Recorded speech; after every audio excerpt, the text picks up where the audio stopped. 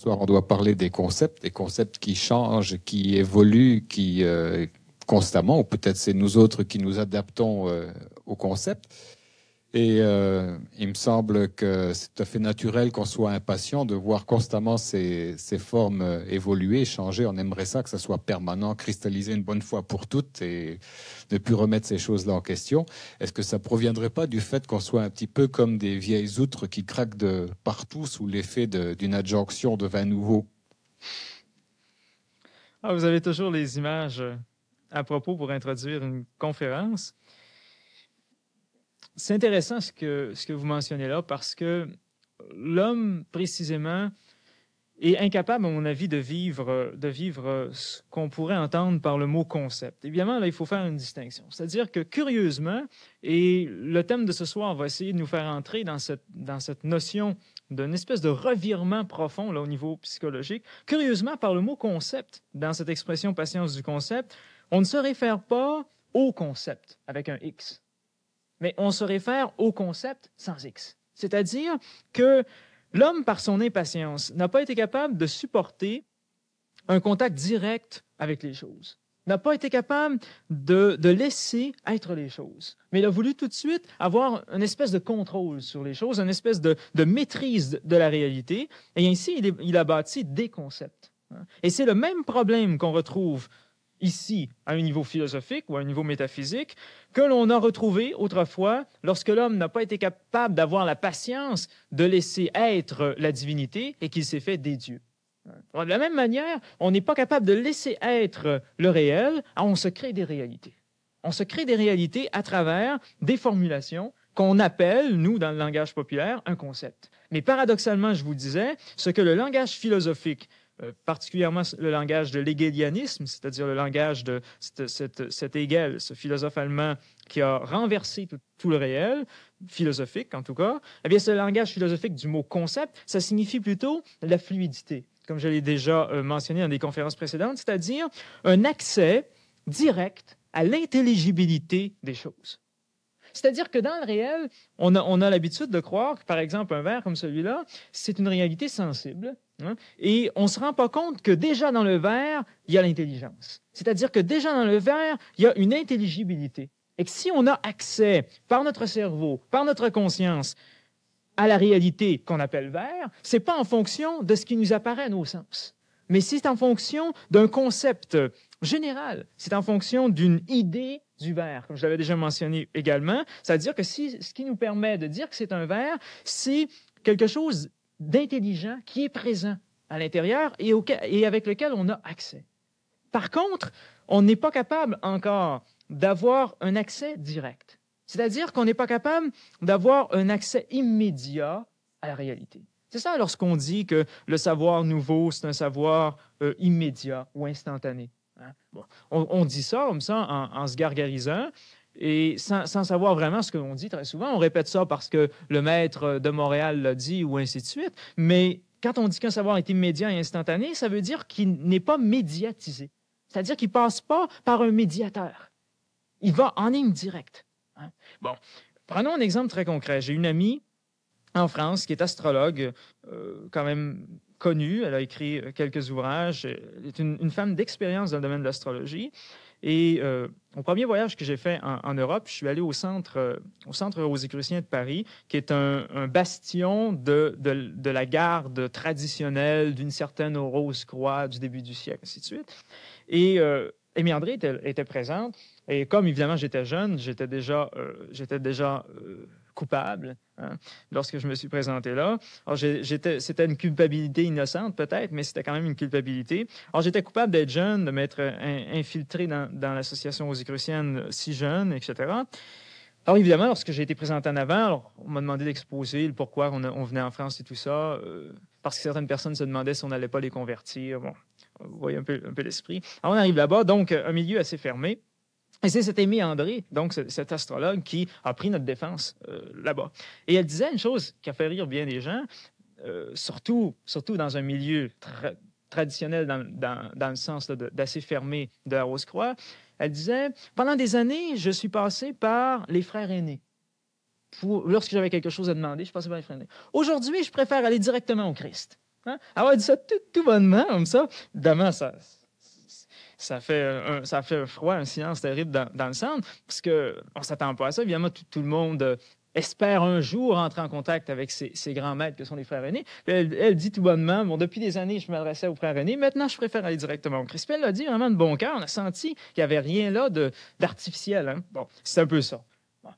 Cessez de passer par la médiation, aller de manière directe. Alors, au niveau de la métaphysique, au niveau de la connaissance des choses, ça veut dire cesser de passer, bon, tout à l'heure, on parlait derrière du dictionnaire, cesser de passer par le dictionnaire, c'est-à-dire cesser de passer par un système de référence, ou un système de symboles, ou un système de langage pour avoir accès à la chose. Laissez tomber le grand Robert, le petit Robert et tous ces dictionnaires, et sans un médiateur extérieur, essayer d'entrer en contact avec la réalité de la chose. Pour y arriver, il faut être patient.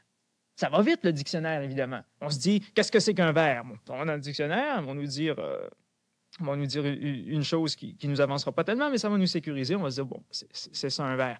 Mais si on est devant l'objet et qu'on cesse d'aller par divers courants parallèles, mais qu'on va directement à la chose, là, c'est une espèce de communion qui s'établit avec cette chose. Et là, on entre dans un rapport qui est le rapport du siècle futur, qu'on aime le mot ou la terminologie ou qu'on ne l'aime pas. D'ailleurs, avant qu'une chose, disait Eliphas Lévy, nous plaise ou nous déplaise, il y a la vérité. Bon, alors, que ça plaise ou que ça déplaise à certaines personnes, ça, c'est pas important.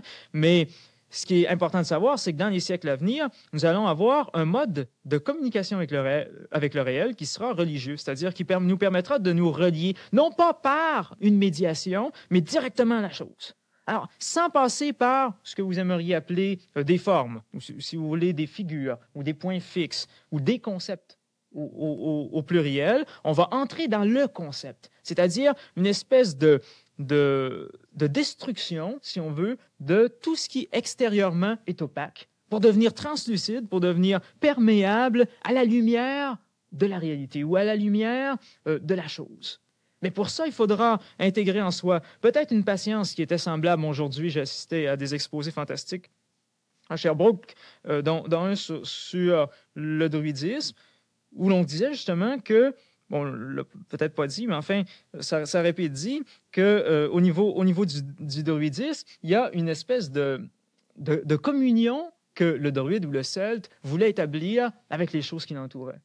Ça ne l'intéressait pas, lui, de savoir ce qu'un tel avait dit sur l'eau, un tel avait dit sur le feu, ce qu'un tel avait raconté sur la terre. Hein, ce n'étaient pas des gens qui lançaient des citations comme ça d'un auteur ou d'un autre. Non, ils allaient dans la nature, ils allaient à même la terre, hein, ils prenaient la terre, ils la respiraient, ils la touchaient, et là, ils avaient un contact. Bon, évidemment, c'était un contact qui demandait de la patience. Le savoir druidique, ça on le dit, hein, le savoir druidique s'est établi par une lente observation sur des millénaires. Bon, ça ne s'est pas établi comme ça en lisant un livre. Alors, la patience du concept, à un certain niveau, c'est de se laisser infuser. Hein. Madame Françoise Godette-Smith disait, parfois dans son émission Sans détour, justement, hein, sans médiation, elle disait ce n'est pas de la science infuse que je vous transmets, c'est de la science à infuser. Surtout quand elle parlait des tisanes, elle disait ça. Mais je trouve que c'est très profond, cette histoire-là. C'est une science à infuser. On a trop tendance aujourd'hui, parce qu'encore une fois, on veut des choses rapides, à penser en termes de science infuse, alors qu'on aurait plutôt pensé en termes de science à infuser, et tranquillement se laisser infuser, se laisser pénétrer par l'immédiat de la chose. Et alors, on atteint quoi? On atteint une dissolution systématique des figures, des formes. Et tranquillement, on se laisse pénétrer dans toute une nouvelle façon de vivre avec les choses, toute une nouvelle façon, si on veut, de vivre la vie.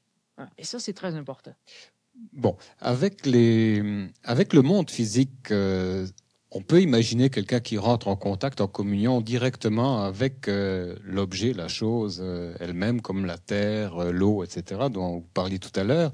Mais avec les plans hypersensibles ou ultrasensibles ou invisibles, comment vivre une communion sans passer par le concept? Prenons l'exemple de la réincarnation, le concept de la réincarnation, ou le concept de la mort. Comment vivre, comment comprendre ou vivre cet état de mort de son vivant sans passer par le concept, sans se mettre une balle dans la tête. Donc. Par l'initiation. Ce que les anciens ont tous recherché, c'est l'initiation. Mais qu'est-ce que c'était que l'initiation? Bon, Platon l'a dit, c'est de séparer l'âme du corps, de la mettre à part du corps. Mettre l'âme à part du corps, c'est quoi? C'est amener la mort. Bon. Alors, les anciens ont tous orienté leur vie autour et en fonction de l'initiation. Pourquoi? Parce qu'ils savaient bien qu'il y avait une seule chose sur la Terre qui était importante et une seule chose avec laquelle on était certain d'être confronté un jour, c'était la mort.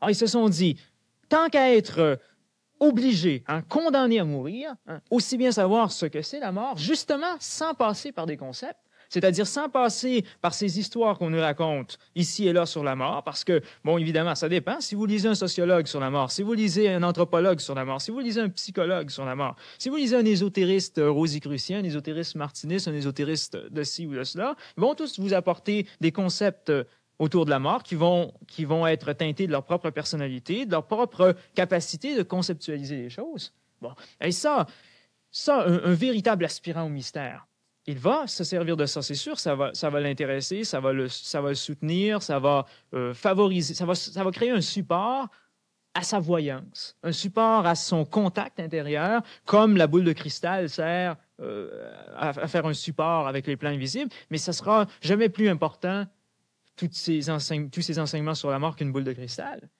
Puis un jour, la boule de cristal, eh bien, on n'en a pas nécessairement besoin, on n'en a plus nécessairement besoin. Alors, les anciens avaient donc axé leur vie sur la capacité de vivre eux-mêmes sans avoir à créer, si on veut, l'inconscience du passage de la mort, vivre consciemment sans véritablement mourir, l'expérience de la mort. Et c'est à l'initiation. Donc, il est absolument possible d'accéder à la réalité de la mort autrement que par un concept. Mais alors, il faudra être patient. Parce qu'on n'est pas nécessairement intronisé à l'initiation, c'est-à-dire à la mort organisée, on veut, comme ça, rapidement, sans avoir passé à travers des étapes, sans avoir aussi appris à mourir. Parce que l'ancien, il savait très bien que pour être initié, il fallait qu'il soit initiable. Et quelqu'un qui est initiable, c'est quelqu'un qui est capable déjà, sur d'autres plans, c'est-à-dire sur des plans psychologiques, de mourir. Est-ce qu'on est capable, dans la vie de tous les jours, de mourir? Est-ce qu'on est capable, comme Saint Paul le disait, de mourir tous les jours? C'est une très bonne question. Est-ce qu'on est capable, à chaque matin, lorsqu'on se lève, de mourir à l'ancien monde qui représente notre passé, qui représente notre journée antérieure, et s'ouvrir à une nouvelle réalité? À un nouveau monde, finalement. Laisser le monde nous apparaître dans une nouvelle phénoménalité. Est-ce qu'on est capable de faire ça? Est-ce qu'on est capable de mourir à ces vieux concepts? Bon, c'est un peu comme ça que vous avez ouvert la soirée aujourd'hui. Est-ce qu'on est capable de mourir à ces vieux concepts, à ces vieuses idées, à ces vieilles pensées qui nous ont hantés, qui ont permis notre enterrement, finalement? Bon, si on n'est pas capable de faire ça, on ne sera pas initiable. Donc, tout est dans la praxis, tout est dans la mise en pratique de certaines choses. Alors, vous allez me dire, bon, évidemment, c'est peut-être bien de savoir un peu comment s'y prendre, d'avoir une certaine technique pour réaliser cela. Bon, je suis d'accord. Bon, cette technique-là, elle est utile, mais elle n'a de valeur que dans l'application.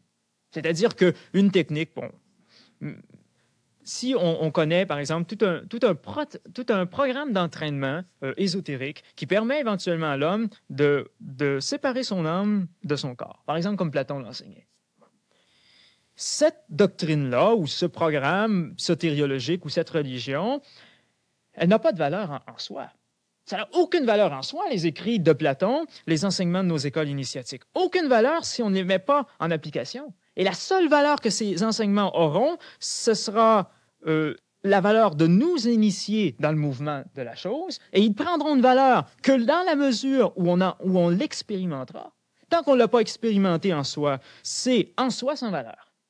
Ça prendra une valeur en fonction de ce qu'on en fera bien. C'est ça qui est aussi l'erreur, parce qu'on a pris ces textes, puis on les a vénérés, on a pris ces enseignements, puis on les a mis sur un piédestal, plutôt que de réaliser que c'était de simples outils. C'est comme un marteau. Marteau, ça n'a aucune valeur en soi, un marteau. Bon, vous allez dire, ça vaut 7,95 pièces, ou c'est peut-être augmenté. Mais c'est quoi ça? Mais le marteau, dans la main de l'ouvrier, par exemple, ben, il vaut que vous allez avoir votre maison à temps pour déménager le 1er juillet. C'est ça qu'il vaut. Alors là, il prend toute une dimension, il prend toute une force et il prend une valeur surnaturelle, qui est bien au-delà de sa nature de marteau, c'est-à-dire un bout de bois et un morceau de fer. Mais qu'il y a une valeur dans le fait qu'il sert à une expérience qui amènera la transcendance. Eh bien, tous les concepts qu'on a sur la mort n'ont de valeur que dans la mesure où ils nous permettent de mourir. Et si on n'est pas capable de mourir avec ces enseignements, ce sont des enseignements qui non seulement sont sans valeur, mais sont tout à fait pernicieux. Et c'est pourquoi il y a eu tout ce mouvement contre les concepts. Parce que s'il y a une personne sur Terre qui a lutté contre les concepts cristallisés, c'est bien Mme Blavatsky.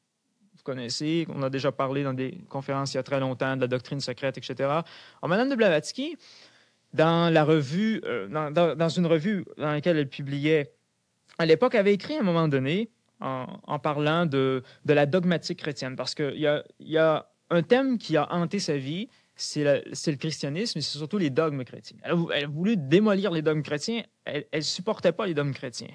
Et elle a écrit à un moment donné dans un livre, pour nous théosophes, les prêtres sont toujours des êtres ou bien inutiles ou bien pernicieux. C'est ça qu'elle voulait dire. Elle voulait parler des prêtres qui sont des espèces de médiation, qui apportent un enseignement qui ne permet pas à la personne d'être transformée, mais qui apporte une espèce d'enseignement cristallisé comme ça, que l'on regarde comme ayant une valeur en soi, alors qu'il n'a qu'une valeur pour soi. C'est toute la différence, là, évidemment, je ne veux pas entrer trop dans la subtilité philosophique de ça, mais c'est toute la différence entre l'en soi et le pour soi. Et disons que les concepts, si on prend votre exemple de la mort, sur la mort, n'ont une valeur que pour soi. Elles n'ont pas une valeur en soi. Et c'est lorsque, intériorisés, ils deviennent un outil pour soi-même mourir consciemment, séparer son âme consciemment de son corps et vivre véritablement l'expérience de la désincarnation, bien là, ils ont une valeur en soi parce qu'ils sont rendus en soi. Est-ce que ça veut dire que les concepts sont des représentations de la réalité ou des espèces de caricatures? Prenons par exemple le concept de Dieu ou le concept du diable.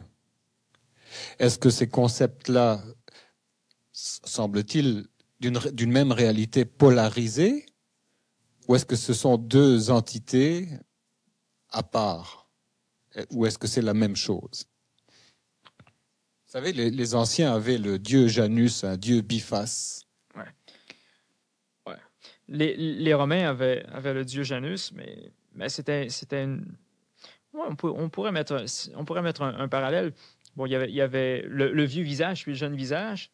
Excusez, ce que je voudrais comprendre, c'est est-ce que la fonction du concept, c'est de nous faire voir peut-être de façon plus accessible deux aspects, dans ce cas-là, d'une même chose?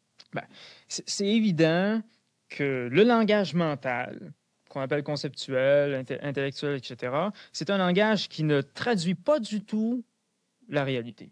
Parce que, justement, c'est un langage qui est polarisé et qui, dans la patience du concept, il y a une dissolution absolue des contradictions. Alors, le fait d'avoir en face de soi une contradiction, comme celle de Dieu et diable, eh bien, il faut faire quand même attention lorsqu'on dit que les anciens ont apporté des concepts comme ça. Le concept de Janus des Romains, c'était pas ça. C'était lié au solstice, c'était lié à deux portes, à la porte du ciel et à la porte des hommes. C'était un petit peu différent. C'était surtout au niveau de l'initiation de la ritualité que Janus intervenait. Mais le concept de Dieu et diable, ça, c'est intéressant parce qu'il est contradictoire. Mais il n'est pas véritablement contradictoire. C'est-à-dire, il n'y a pas une contradiction irréductible entre les mauvais et les bons. Par exemple, dans le christianisme, il y a une doctrine amenée par Origène qui dit que même les êtres mauvais, il n'y a pas un seul être mauvais qui ne sera pas, après plusieurs créations, dit-il, s'il le faut, réintégré dans le bon. Alors, chez Origène, chez les pères de l'Église, dans toute la tradition chrétienne donc, qui est nôtre, il n'y a pas une irréductibilité entre Dieu et diable. Il y en a eu une dans le manichéisme. Alors, le manichéisme est une doctrine qui conçoit la réalité de l'existence d'un principe du bien puis d'un principe du mal. Il y a eu beaucoup d'anciens qui se sont laissés prendre dans ça. Saint Augustin, par exemple. Saint Augustin a été manichéen jusqu'à ce qu'il soit consacré évêque qui sortent de l'hérésie puis qui se convertissent. Et c'est pourquoi il a lutté par la suite et que beaucoup de personnes dans la tradition contemporaine occidentale ont lutté contre ce concept manichéen. Par contre, malheureusement, dans notre homme du 20e siècle, dans la pensée de l'homme du 20e siècle, le manichéisme est comme revenu par la porte d'en arrière.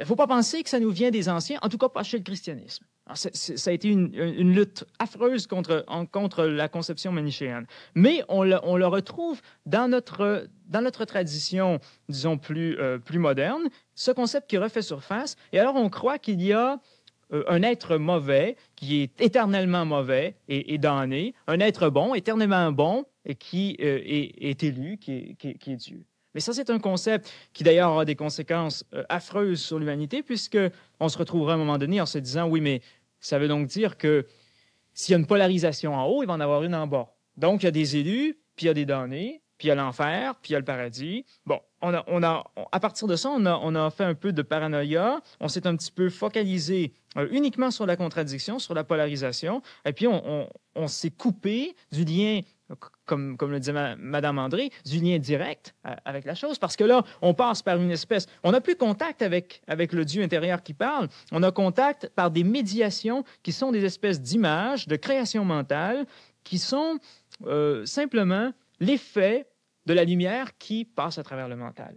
Comme le mental, il est structuré pour permettre à l'homme d'avoir un schéma de conséquentialité, un schéma de A qui va vers B, ainsi de suite, eh bien, dès que la lumière est passée, une lumière qui était unitaire, qui était unique, qui était universelle, dans le vrai sens du terme, lorsqu'elle est passée à travers la lentille du mental, hop, elle a été polarisée. Et puis on a dit, tiens, il existe un bon Dieu et puis un mauvais diable. Ben ça, c'est une illusion de la pensée que le concept, tranquillement, nous permet de dépasser, de transcender, pour éventuellement réaliser que le mal n'existe pas plus que le négatif, que le diable, que le bon, finalement. Et que bien et mal sont une facette d'une même réalité, ce qui ne nous empêche pas de faire le bien. C'est-à-dire ce qui ne nous empêche pas d'agir selon une ligne de pensée que l'on justifie pour soi et qui a une valeur pour soi, pas nécessairement pour les autres. Et alors, dans la tolérance et dans la patience du concept qui aussi signifie un respect profond de l'allégeance de celui qui est à côté, qui lui peut-être va se dire qu'il y a un diable puis qu'il va lutter contre ou qu'il y a un Dieu qui va travailler pour. Il faut être capable de regarder cette personne, de dire, bon, ben, elle fait ce qu'elle a à faire, elle est à son niveau de conscience, puis c'est très bien, mais pouvoir réaliser à un moment donné qu'il va y avoir un jour une transcendance. Je ne vous dis pas que maintenant, il n'y a pas des choses mal, des choses bien. Je suis personnellement convaincu qu'aujourd'hui, il y a le mal, puis il y a le bien. Mais ce que je dis, c'est que tôt ou tard, la distinction entre les deux va être abolie. C'est-à-dire que tôt ou tard, on va entrer dans l'universalité de la chose. Et alors, on va se rendre compte que c'était en fait des étapes. Hein, et que c'était, si on veut, l'étalement dans le temps de la réalité qui a fait qu'il y a eu un décalage. Mais que au moment où on est capable d'accéder à quelque chose de plus que ces limitations très rigoureuses du temps, eh bien, on pénètre, on entre dans une profondeur d'esprit où là, la contradiction ne peut pas demeurer, ne peut pas persister.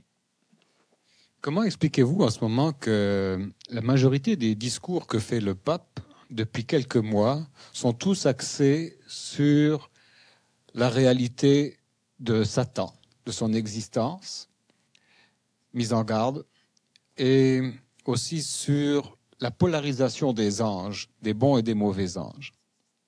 C'est intéressant parce que j'ai un livre qui va sortir un jour sur les anges, justement. Puis on me disait ça, que le Saint-Père se faisait des déclarations sur le sujet. Je ne les ai pas personnellement lues. C'est intéressant parce que l'Église, pendant très longtemps, a oublié l'existence du mal.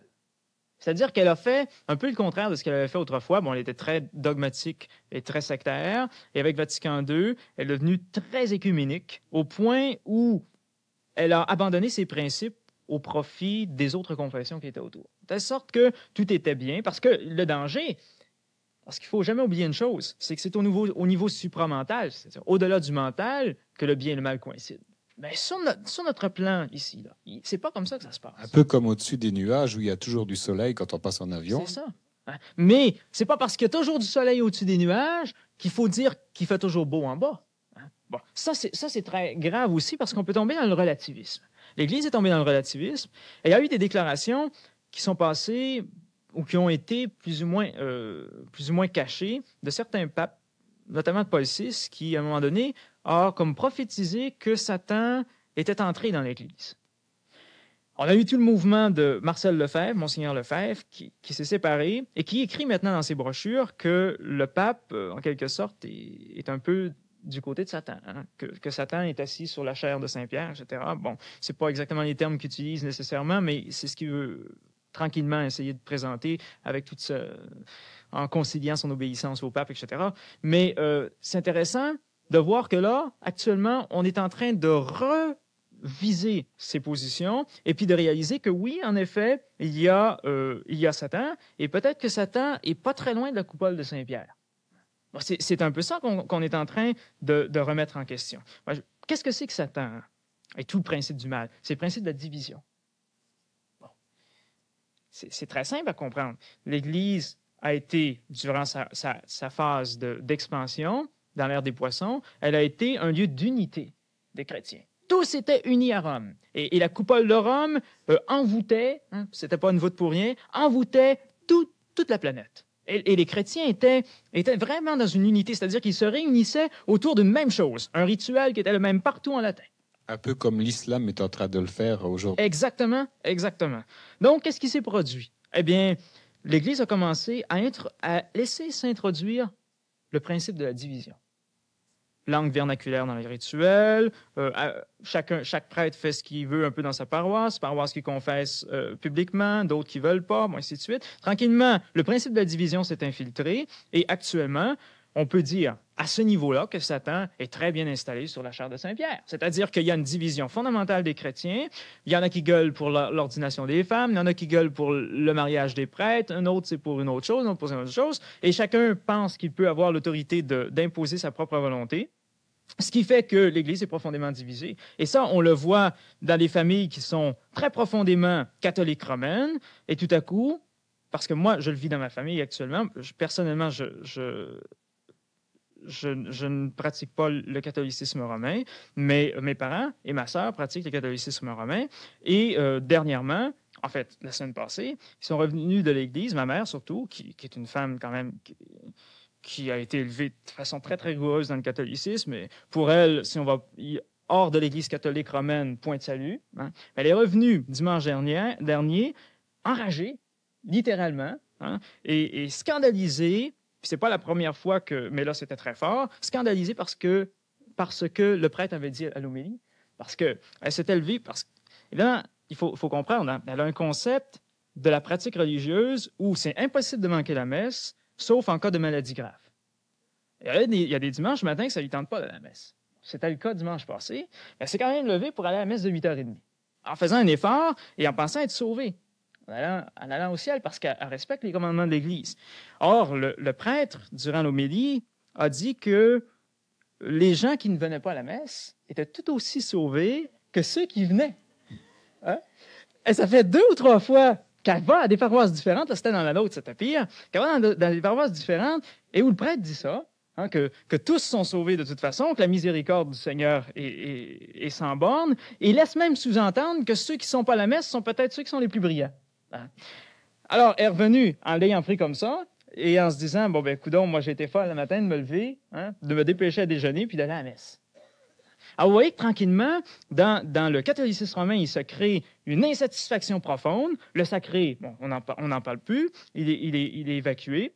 La magie, évacuée totalement. Et même ce qui, encore, pouvait permettre à des gens qui ont besoin de cette sécurité, d'avoir la sécurité du salut, comme par exemple, tu viens à l'église, tous les dimanches, tu vas être sauvé, ce qui est nécessaire pour certaines personnes, ça même, ça s'en va. Donc, l'Église, en quelque sorte, si on se permet l'expression, s'en va chez le diable. Et le fait qu'elle s'en aille chez le diable, eh bien, peut-être que ça fait réaliser aux hautes autorités qui ont quand même une clairvoyance, parce que Jean-Paul II, particulièrement, est l'un des papes modernes qui a le plus de clairvoyance, c'est-à-dire le plus de de développement spirituel, Jean-Paul II a très bien senti, sûrement, que ce principe de division était installé dans l'épiscopat, était installé dans l'Église, et que cette idée que le mal n'existe pas, que de toute façon, vous le faites ou vous le faites pas, ça va être bien, parce que là, finalement, aller à la messe ou pas y aller, ça n'a plus vraiment d'importance. Alors, tranquillement, comme ça, cette relativisation est en train de tout détruire.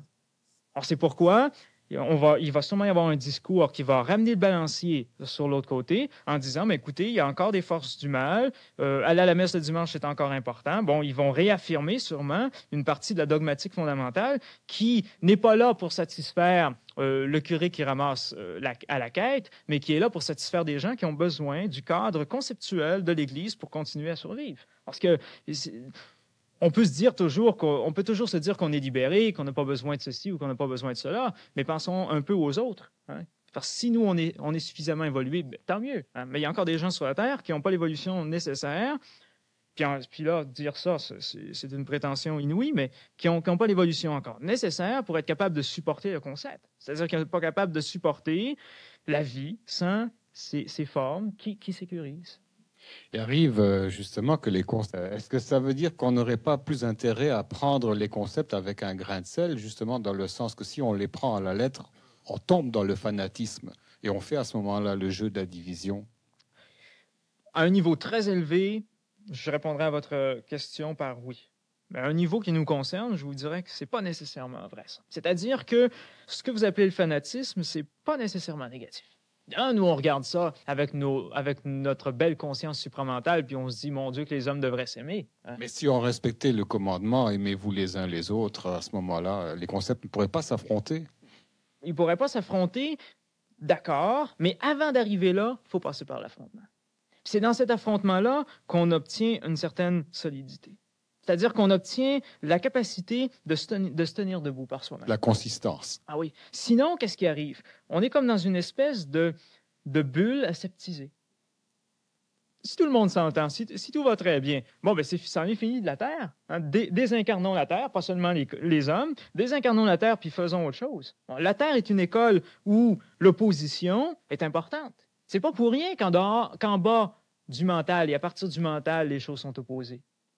Nous, du haut de notre chair, on va dire, il ne faut pas que les choses soient opposées. Mais non, c'est pas comme ça que ça se passe. Si les choses sont opposées, si le mental polarise la réalité, si on a fait couler le sang pour l'amour, hein, pour une religion d'amour, ben c'est pas uniquement une bêtise qui n'a rien servi. C'est quelque chose qui a permis, à travers l'expérience du fanatisme et de l'adhésion à un concept que l'on a défendu, c'est quelque chose qui a permis le développement et l'éveil en soi d'une certaine force, d'une certaine organisation interne qui va permettre justement éventuellement de transcender cette réalité.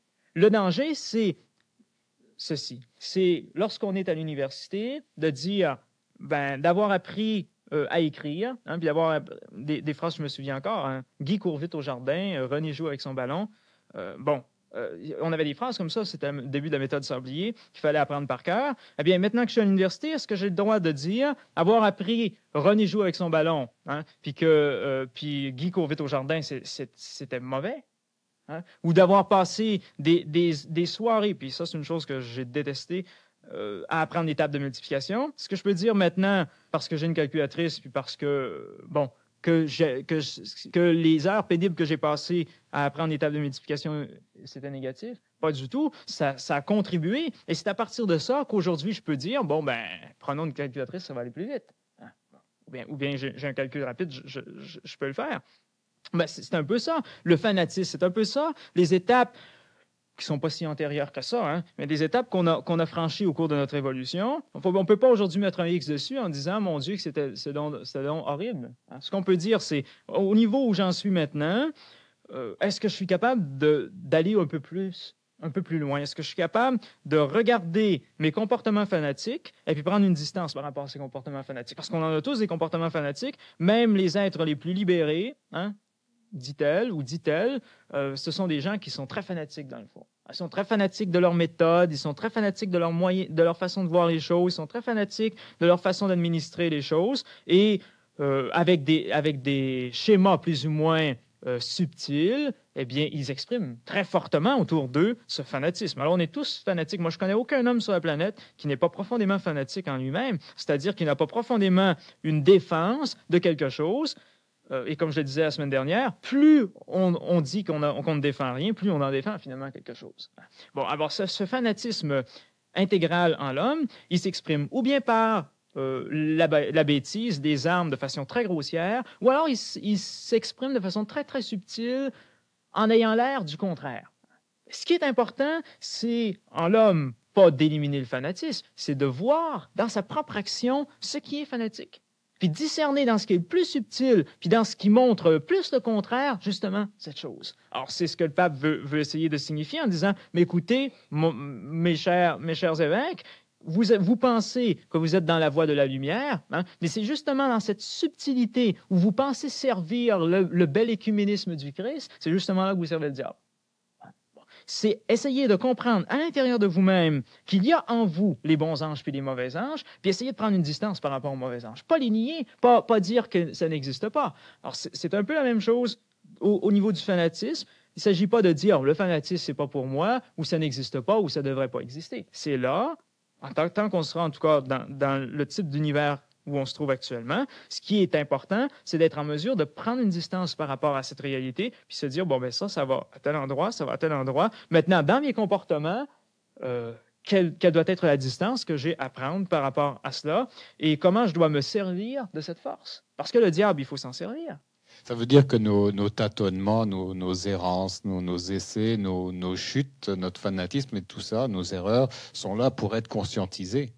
Sont là pour que la conscientisation s'opère.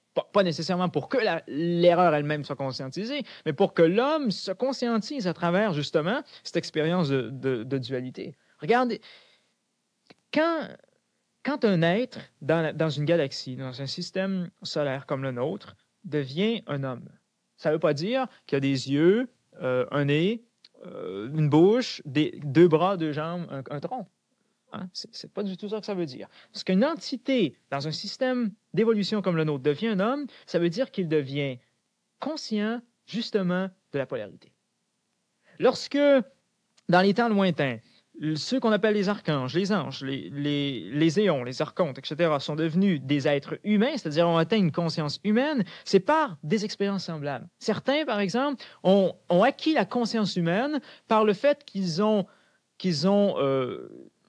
pris de la substance qu'ils avaient à l'intérieur d'eux-mêmes et l'ont envoyé vers l'extérieur, puis dans un mouvement contraire, l'ont ramené. C'est-à-dire qu'ils ont opéré une espèce de respiration.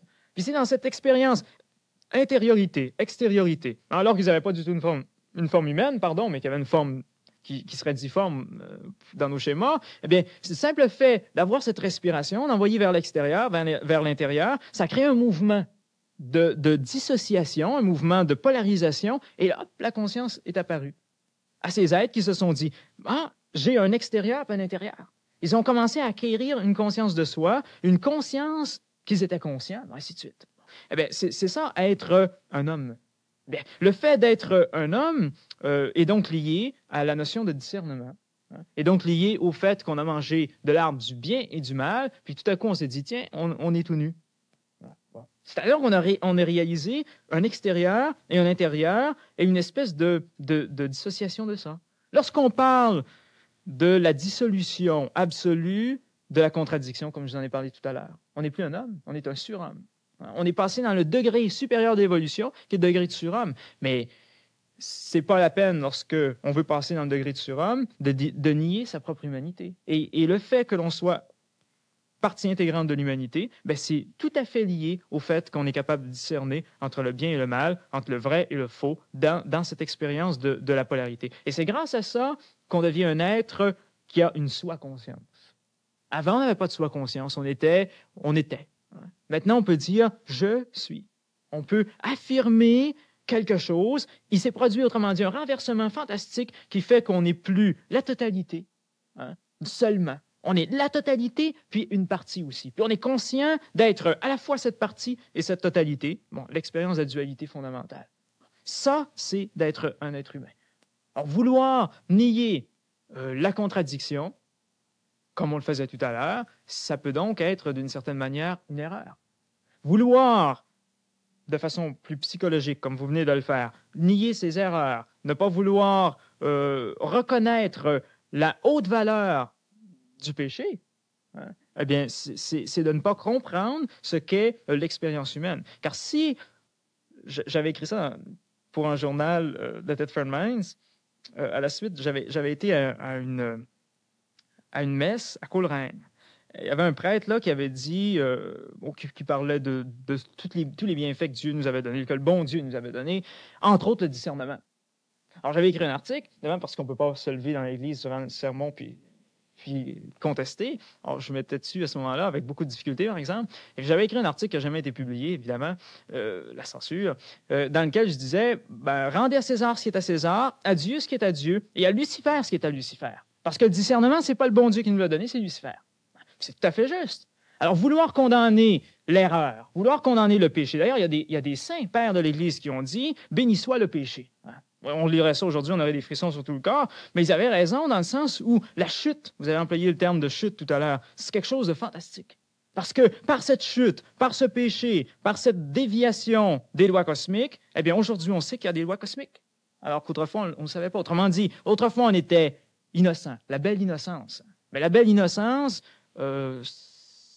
c'est une belle innocence. Ce qu'il faut aujourd'hui, c'est développer la vertu. Ce qu'il faut aujourd'hui, c'est savoir que l'on est dans une voie ou qu'on est dans l'autre. Alors pour ça, il faut faire des erreurs. Donc l'erreur est d'une certaine manière plus importante que l'innocence, parce qu'elle conduit vers un travail intérieur qui est un travail alchimique de reconstitution de la nature lumineuse, intelligente ou divine de l'homme. Alors ça, c'est un travail très, très, très important, la conscientisation du rôle de l'erreur dans sa vie. Et alors, on ne se culpabilise pas parce qu'on a fait des erreurs. On ne se culpabilise pas parce qu'on a chuté, on ne se culpabilise pas parce qu'on s'est trompé, on ne se culpabilise pas parce qu'autrefois on a fait des choses qui aujourd'hui nous semblent absurdes. Non, on se dit, c'est merveilleux que je me sois fait avoir par une secte pendant 5 ans. Hein, puis j'ai agité mes grelots, puis j'ai vendu ceci ou cela, parce qu'aujourd'hui, je suis capable de comprendre d'abord les gens qui agitent leurs grelots, puis ensuite de réaliser ce qu'est le phénomène d'une secte, ce qu'est le phénomène d'un endoctrinement, d'un lavage de cerveau, ainsi de suite. Donc, la personne, dans son curriculum vitae, ne devrait pas cacher le fait qu'elle a agité des grelots pendant 5 ans, mais elle devrait mettre ça comme premier point en disant, mais voilà, j'ai fait... c'est un peu ce que d'ailleurs certains motivologues, certains conférenciers vont faire en disant, c'est tout le mouvement un petit peu à senteur néo-chrétienne, là, qui fait des témoignages, hein, où les gens viennent dire que, bon, ils étaient ivrognes, ils étaient drogués, ainsi de suite, puis là, tout à coup, ils sont passés à travers, puis... Et ces gens-là viennent pas dire qu'ils étaient drogués, qu'ils étaient ivrognes, qu'ils ont fait telle et telle chose dans leur vie passée. Ils se cachent pas, ils se mettent pas un drap sur la tête, hein, comme certains ésotéristes cachent leur identité. Ils n'ont pas peur de se montrer, de montrer leur faiblesse, de montrer leur corps animal, hein, et puis de dire, bon, mais je suis passé à travers ça, mais regardez maintenant, parce que je suis passé à travers ça, je suis rendu à tel niveau. Les gens qui suivent certaines de mes conférences, il y a un très haut pourcentage de personnes qui se sont droguées. Bon, autrefois. Personnellement, je prends des positions très fermes contre l'usage de la drogue, mais pas contre eux autres. Hein. Puis je suis tout à fait heureux de travailler avec des gens qui ont passé à travers cette expérience-là parce qu'ils en ont tiré une leçon qui est fantastique. Donc, les erreurs sont en quelque sorte les plus beaux trophées d'un curriculum vitae. Alors que les bonnes choses, très souvent, bon, c'était des choses qui ont été faciles d'abord, qui étaient déjà acquises et qui sont liées à des circonstances, ainsi de suite. Alors qu'une difficulté, c'est toujours une épreuve, et c'est là qu'on trouve l'épreuve de la volonté et de la force d'un individu. Alors pour moi, il faut non seulement ne pas condamner l'erreur, mais il faut en voir toute la bénédiction, tout l'aspect positif, l'aspect fantastique et ce que ça apporte à l'intérieur d'un individu. La redéfinition des concepts doit donc respecter, il me semble, nécessairement le rythme d'intégration des concepts précédents dans une civilisation. Aujourd'hui, on nous dit partout, autant chez les chrétiens que chez les musulmans, chez les hindous, qu'on entre dans une ère messianique. Autrement dit, qu'il va y avoir un envoyé. Dans chacune des religions se réclame un Messie qui va apporter certainement de nouveaux éclaircissements sur les anciens concepts, qui va redéfinir la loi, etc. Est-ce que c'est ça que ça veut dire? Est-ce qu'on en est arrivé à ce point de maturité où les anciens concepts ont été intégrés? Bon, d'abord, je ne sais pas qui vous a dit ça, que le Messie s'en venait. Il me semble que les musulmans attendent le Mahdi. Les hindous attendent le Kalki Avatar. Dans l'Apocalypse de Jean, on attend également le cavalier blanc, etc. Ouais. Sur les portes des églises, le Christ revient, il est déjà parmi nous, etc. Et toute la littérature il est pas aussi. parti, de toute façon. Bon, ok. Ça, c'est... Mais, Toute la littérature est messianique aujourd'hui ou apocalyptique. Ouais, elle est messianique aujourd'hui, mais elle était messianique il y a 1000 ans, elle était messianique il y a 2000 ans, elle était messianique il y a 3000 ans. Regardez toute l'histoire du peuple hébreu, c'est seulement une histoire où ils attendent le Messie. Il arrive, puis ils ne le voient pas. Bon, évidemment, le christianisme a son Messie. Non, ça ne suffit pas. Ils en attendent un autre. Bon. Plutôt pas un autre, mais ils attendent une autre fois qu'il revienne, ainsi de suite. Donc, évidemment, on est soi-même, en tant qu'individu, de tendance messianique parce qu'on a une faiblesse ontologique, c'est-à-dire qu'on a une faiblesse intérieure qui ne nous permet pas d'être soi-même notre Messie.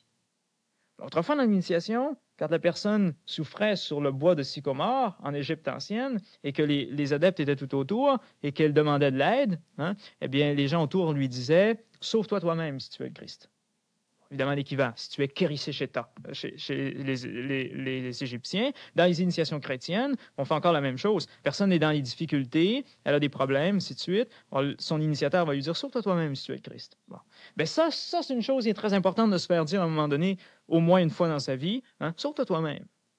Donc, tous ces gens-là, principalement religieux, seraient donc dans une illusion, dans cette attente? Non, ils ne sont pas du tout dans une illusion. C'est-à-dire que, je peux prendre un exemple un exemple tiré de ce que vous venez de dire, celui que je connais le mieux, le christianisme. Les gens qui attendent le retour du Christ, ils n'ont pas tort d'attendre le retour du Christ, car dans les siècles qui viennent, le Christ va revenir exactement comme ils l'attendent. Le problème, c'est qu'ils l'attendent comme un Messie qui va faire une chose à leur place. Ils n'ont pas lu les textes du christianisme qui disent qu'on rencontrera le Christ dans les airs. Ça ne veut pas dire, bon, évidemment, on peut toujours s'en sauver en disant on va y aller en Boeing ou en soucoupe volante ou ainsi de suite. On dit dans les airs. On est loin encore d'être dans les airs, premièrement. Et ensuite, qu'on sera semblable à lui. Ben, c'est ça. C'est-à-dire que Christ reviendra, ou n'importe quel Messie apparaîtra, que ce soit le Messie des Juifs ou n'importe quoi, lorsque l'homme sera lui-même rendu à ce niveau-là. Où ça? Dans les airs, flyé? Oui, un petit peu par rapport à ce qu'on est aujourd'hui. Ça veut dire quoi? Il va revenir dans les airs. Ça veut dire anormal et flanc mou. Vous demanderez ça à Bernard de Valleyfield. C'est-à-dire, lorsqu'on arrivera à être au-delà de ce qu'aujourd'hui on entend par l'état faible d'attente par rapport à un Messie libérateur. Vous vous posez la question, si on est dans une ère messianique ou en attente d'un Messie, est-ce que ça veut dire qu'on est prêt à changer nos concepts? C'est pas du tout. C'est le contraire que ça veut dire. Ça veut dire qu'on est attaché à des vieux concepts puis qu'on aimerait bien un jour que quelqu'un vienne miraculeusement, dans une théophanie, nous les arracher puis nous apporter quelque chose d'autre. C'est pas comme ça que ça va se passer, c'est ça le problème. Le problème, c'est que l'homme est né avec l'ordre de devenir Dieu, comme disait Saint Grégoire de Nice, il est né avec l'ordre de se christifier, de se transformer, et c'est lui qui est le Messie. Messie, dit Monseigneur Schaffner. Ben, c'est lui qui est le Messie, c'est-à-dire c'est lui qui doit transformer vraiment tout son être et devenir cette espèce de Dieu qu'il attend. Pas d'une manière extérieure comme le prétendait Sigmund Freud en disant, autrefooi, l'homme a projeté dans des dieux des capacités supérieures. Maintenant qu'il a le microscope, dit-il, le télescope, ainsi de suite, il est presque devenu Dieu. Pas sur un plan extérieur instrumentaliste, mais sur un plan intérieur, justement, dans cette nouvelle Jérusalem, dans ce nouveau degré de conscience. Mais il y a une chose certaine, et Angelus Silesius Angelus Silesius le disait très bien, le Christ serait né 1000 fois à Bethléem, hein, la croix aurait été montée sur le calvaire 1000 fois. Si le Christ ne naît pas en toi, si la croix du calvaire n'est pas montée en toi, tout cela est perdu. Alors, que le Messie vienne ou qu'il revienne, ça n'a pas d'importance si l'homme n'est pas lui-même devenu Christ. Et c'est pourquoi les Juifs n'ont pas reconnu le Messie. Parce que les Juifs n'étaient pas d'abord, ce n'était pas dans leur plan d'avoir la conscience christique ou supramentale. Dans leur plan, c'était de développer la conscience mentale. Alors, ils n'ont pas vu le Christ quand il est passé. Alors que tous les Messies reviennent ensemble, que tous les viracochas de l'univers reviennent, ça ne changera rien si l'homme n'a pas atteint ce degré. C'est comme l'homme qui rencontre un initié. Il n'en saura rien si c'est un initié tant que lui-même ne sera pas initié. C'est-à-dire tant que lui-même n'aura pas la force de voir chez l'autre une capacité qu'il a lui-même développée en lui. Donc, l'attente messianique est seulement une preuve de la paresse de l'homme à vouloir se transformer et à travailler à son propre avènement. Et lorsque l'homme cessera d'avoir ce complexe du Messie, lorsque l'homme sera en mesure d'entrer véritablement dans le travail de sa transformation, eh bien là, le Messie arrivera. Parce que c'est lui-même qui, s'étant transmuté ou réharmonisé ou réorganisé suivant un nouveau schéma, va être justement dans ces concepts nouveaux. On ne viendra pas le tirer de ces concepts nouveaux, ça n'existe pas, sauf dans la tête de quelques farfelus qui attendent que les soucoupes volantes viennent les enlever. Bon. Ça, c'est le complexe du Messie poussé à son summum de réalisation. Hein. C'est la bêtise religieuse poussée à son summum de la réalisation jusqu'au point où on fonde, comme ça a été fait au Québec. La première église de Satan a été fondée en Californie, mais on n'a rien à leur envier puisque la première église athée a été fondée au Québec. Alors, il y a une église athée, donc vous connaissez. Et puis, dans cette église athée, on a poussé au maximum ce concept de complexe de Messie des religions, qui est le concept négatif de la religion, pour dire, en fait, à un moment donné, on va être sauvés. Ils vont venir nous chercher. Ils vont venir nous chercher de notre condition de minable et ils vont nous amener dans un univers où coule le lait et le miel. Ça, c'est la bêtise la plus fantastique que l'homme a pu réaliser en lui, parce qu'il n'a pas du tout compris que c'est lui-même qui doit construire cette terre nouvelle, c'est lui-même qui doit construire ce paradis, c'est lui-même qui doit s'introduire dans cet univers en se faisant Dieu, et non pas en attendant que quelqu'un lui donne le titre de Dieu. Et ça, on le vit à tous les jours. Hein. Les gens attendent d'obtenir le titre. Le titre de ceci ou le titre de cela. Ils sont en attente d'un diplôme, d'un titre qui leur serait conféré, plutôt que de se mettre à l'œuvre. Ils s'attendent quoi, finalement? Ils attendent la reconnaissance. C'est ça le problème. On attend d'être reconnu. Alors, on s'assoit, puis on peut être assis pendant longtemps, évidemment, en attendant d'être reconnu. C'est pas ça. Il s'agit de passer à l'action, de s'imposer dans le travail qui est à faire, puis de ne pas attendre qu'on nous mette une couronne sur la tête ou un titre dans le cou, hein, ou un médaillon dans le cou. Alors ça c'est très, très... c'est très, très important, ce type de réflexion-là. Bon, je suis un petit peu sarcastique. Je sais que je suis fatigué. Quand je suis fatigué, je suis sarcastique un peu. Mais c'est quand même une très bonne illustration, je pense, que je viens de donner, outre le fait que ça piquera peut-être malheureusement certaines personnes, mais tant mieux si ça les pique un peu.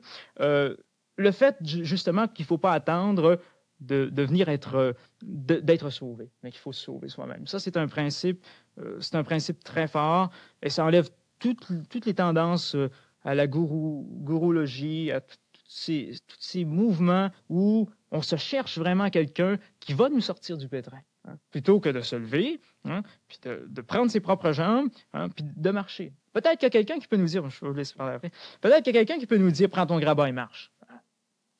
Si quelqu'un vous dit, prends ton grabat et marche, puis vous attendez qu'il vous lève, ça ne marchera pas. Il n'y a jamais personne qui marchera à notre place. Personne qui va marcher à sa place. Il n'y a personne qui va prendre son grabat non plus. Hein, puis il y a ce gars-là, pour ça, qui était paralysé depuis des années. Hein. On ne lui a pas demandé seulement de marcher. Ça aurait déjà été un effort fantastique si on s'en tenait à quelque chose de rationnel. Mais en même temps, prends ton grabat en plus. Hein.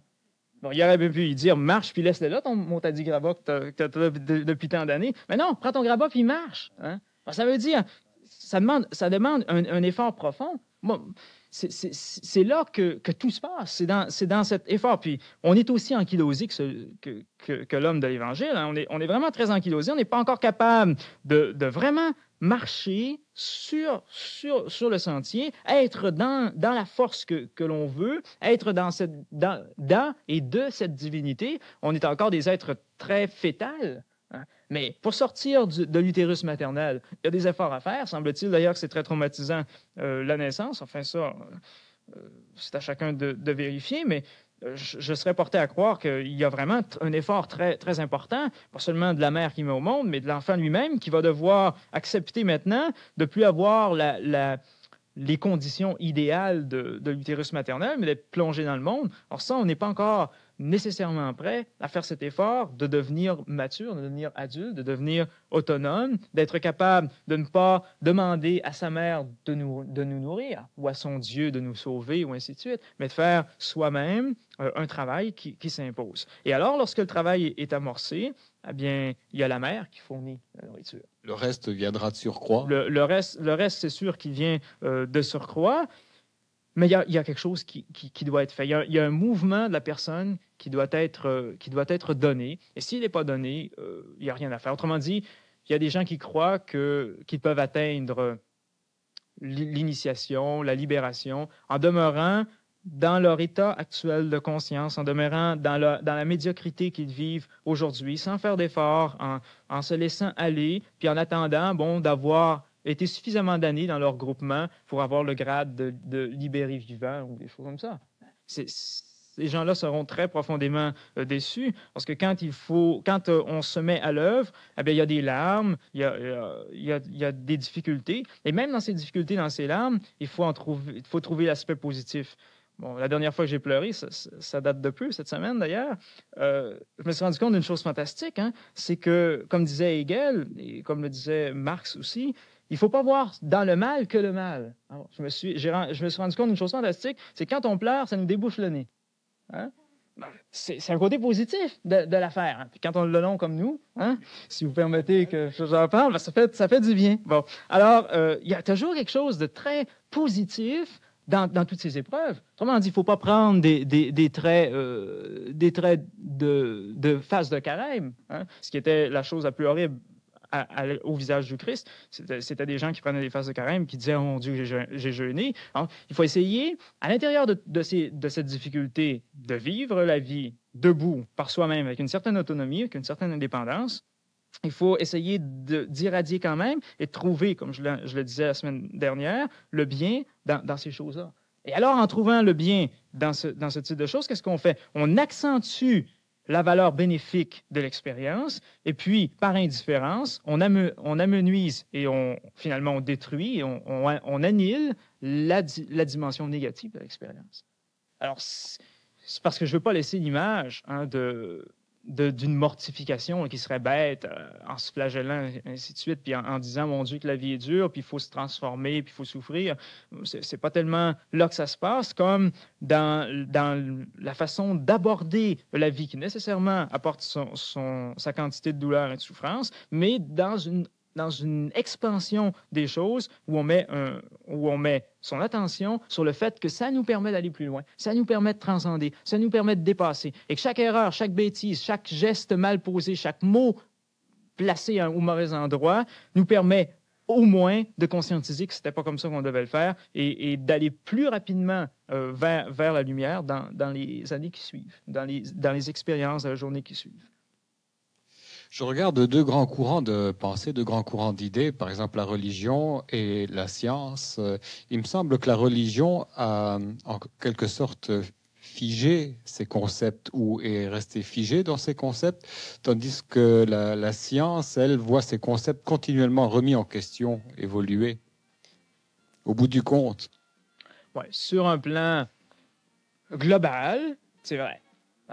Mais prenez un scientifique aujourd'hui, dans son laboratoire, et allez lui dire que dans son éprouvette où il fait l'insémination artificielle, il y a des anges qui interviennent, puis qui amènent la tombe germe. Hein. Vous allez voir si votre scientifique est dogmatique ou s'il est dans l'acceptation de la remise en question de son hypothèse ou de sa thèse ou de sa théorie. Oui, ce sera peut-être aussi dans une redéfinition du vocabulaire qui va accepter ce concept-là des anges dans son éprouvette. Il va avoir d'autres termes. Ça va prendre tout un effort de vocabulaire, d'adaptation, oui, pour qu'il parle de, à moins qu'on soit devant Jean Charon, mais pour qu'il parle d'ange. Ce que je veux illustrer par là, c'est que le scientifique est très certainement, dans son credo, je vous ai déjà donné, est certainement tout aussi dogmatique que le religieux. Le religieux, disons qu'il a une permanence de son dogme qui est plus étendue parce que c'est fondé sur une révélation transcendante ou divine, alors que la révélation de la science est fondée sur des autorités qui peuvent être détrônées, qui sont les docteurs, l'équivalent des docteurs de la loi, mais qui sont les docteurs de la chaire de telle université, qui ont dit non, mais écoutez, la membrane cytoplasmique, elle fonctionne de telle manière et la perméabilité fonctionne de telle autre manière. Bon, pendant des années, on a enseigné ce qu'on m'a enseigné, moi, au cégep, au niveau de la perméabilité de la membrane cytoplasmique, la membrane de la cellule. Un concept qui faisait autorité parce que la personne qui l'avait amené, bon, était une personne reconnue en tant que docteur dans cette dimension et ça a pris des années avant qu'une autre personne dise, mais écoutez, les échanges au niveau de la membrane cytoplasmique, c'est pas comme ça se passe. C'est plus facile parce que les personnes sont là, hein, puis ils sont sur le plan matériel, puis ils ont des défauts. Alors, on se dit, il était prix Nobel de chimie, d'accord, mais il a violé 3 petites filles, etc. Donc, c'était pas une perfection. Alors là, on a plus de facilité à prendre prise sur sa doctrine, sur son dogme scientifique, puis dire, écoute, si c'était un violeur, hein, peut-être que son dogme n'est pas si bon que ça, puis de le remettre en question. Mais quand c'est Dieu qui a révélé la sainte doctrine, là, c'est plus difficile avec l'usage d'une faiblesse qu'on pourrait lui attribuer, dire sa révélation, mais écoute, elle est peut-être pas parfaite. C'est pourquoi il y a une permanence de la dogmatique religieuse qui est plus forte, qui est plus difficile à désancrer peut-être que la dogmatique scientifique. Mais dans l'expérience quotidienne, dans l'expérience de la vie directe, c'est tout aussi prenant et tout aussi enlisant, si on veut. C'est au niveau de l'histoire qu'on voit une flexibilité qui est plus grande et qui permet peut-être, en tout cas sur le plan extérieur, ce qu'on pourrait appeler le phénomène du progrès, qui n'existe pas dans...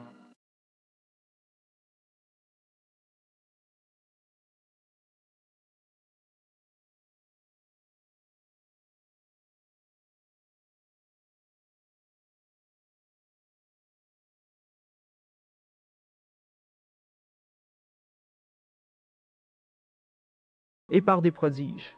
Bon, voilà.